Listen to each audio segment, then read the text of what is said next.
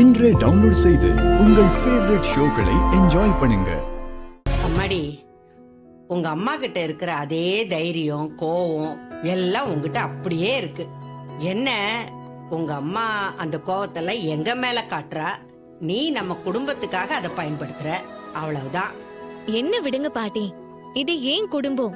என் மாமாவை போலீஸ் அனுப்பணும்னு சொல்லி நான் தர்ணா பண்ணேன்.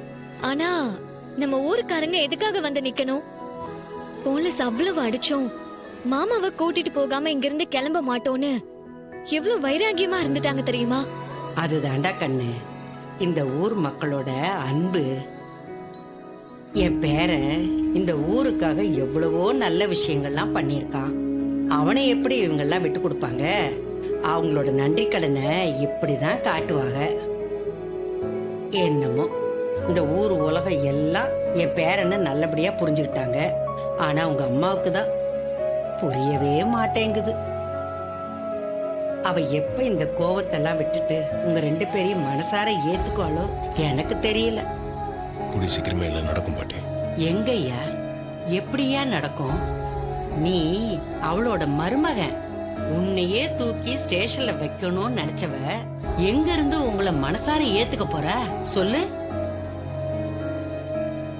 இதெல்லாம் அத்தையோட வேலையை மட்டும் இருக்காது, கண்டிப்பா சின்னத்தையோட வேலையா தான் இருக்கும். அவெல்லாம் ஒரு பொம்பளையா? சாமுண்டீஸ்வரி யாரு? அவ கூட பிறந்த அக்கா தானே. அவளுக்கு இப்படியெல்லாம் கெடுதல் பண்ணுவாளா உன் சித்தி? அம்மாவுக்கே ஒரு நாள் சித்திய பத்தி தெரிய வரும் பாட்டி. அப்பதான் மாமா பத்தி அம்மா புரிஞ்சுப்பாங்க. பாட்டி, இந்த விஷயம்லாம் தாத்தாக்கு தெரியாதுல்ல? தெரியாதியா?